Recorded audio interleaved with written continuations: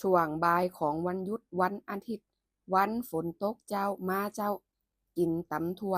ปลาล่าตอนนะเจ้า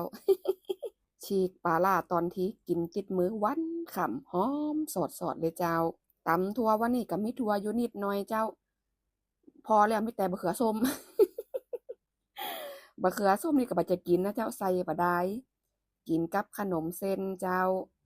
ก็ยากคิดยากกินว่าซื้อถั่วมาหลายวันแล้วเจ้า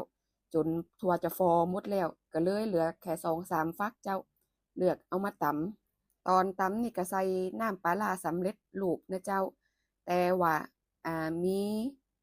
ปลาร้าปลาซอยนะเจ้าอยากกินเป็นตอน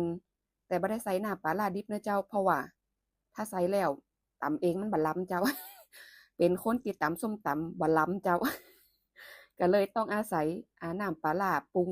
สำเร็จรูปนะเจ้าเนาะปลาล่าปลาซอยนี่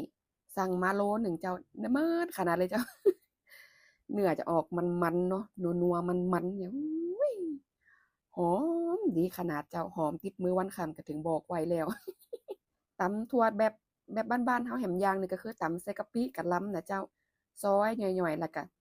ตำใส่กะปิเนาะกินกับข้าวอีนั่นเนาะสมัยแต่ก่อนที่แม่เป็นจังตำให้กินนะเจ้าบ่ได้กินมื้อละเดี๋ยวจะจัดแถมสักวันก่อนรอวันว่างๆเจ้าอันนี้ด้วยความที่ว่าอยากกินกับขนมเส้นอีเนาะก็เลยตำแบบนี้เจ้าตำทั่วแบบนี้แล้วก็อยากฉีกตอนปลาร้าตัวเจ้าพอแต่เจ้ามีแต่มะเขือส้มปลาทั่วบ่ค่อยมีเจ้า สั่งตำทั่วบางร้านเปิ่นตำปาแต้นะเจ้าถ้าเป็นภาษาอีสานเปิ่นว่าหยังก็ตำบ่หมุ่นอีกะหยังมั่วชอบตำแบบแหลกๆแบบว่าคือเข้าเนื้อเข้าปรุงรสเข้าเนื้อกันนะเจ้าบางร้านเปิ่นก็ตำเป็นโคโลแคแลนี่บ่มักเจ้าแล้วมันก็จะเหม็นเขียวทั่วตัวเจ้าตัดปัญหาตำกินคนเดียวเจ้าล้ำก็กินบ่ล้ำก็กินกับคำนี้ ล้ำอยู่เจ้ามันปอกินได้อยู่วันนี้วันหยุดวันอาทิตย์ก็ตามสเต็ปเจ้าชุดนอนวันค่ำแต่แล้งนี่มีงานอีเวนต์อยู่เจ้าจะไปพัทยาก็เลยจะออกทีเดียวเลยเจ้าอยากกินตำทั่วย้อนหยังแต่คืนนี่จัดหนักไปหน่อยเจ้ากินหยังกับบ่สวงเจอปลาล่าตอนไปเป็นจะได้พองตาเจินหมอกกอกเลยเจ้า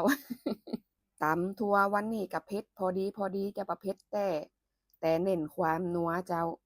เอานัวเนาะกินขนมเส้นกับน้ำตำทั่วโอ้ยมันคือที่สุดละเจ้าในระหว่างที่กินเนี่ยฝนกระตกอ่อยเจ้าหรือภาษาอีสานว่าฝนตกลิ้นนะเจ้าบรรยากาศวันนี้คือดีขนาดเจ้าบรรยากาศเหมาะนอนอยู่วันค่ำเนี่ยเจ้าเนาะมาเจ้ามากินตำทั่วล้ำๆด้วยกันคือดีขนาดเจ้า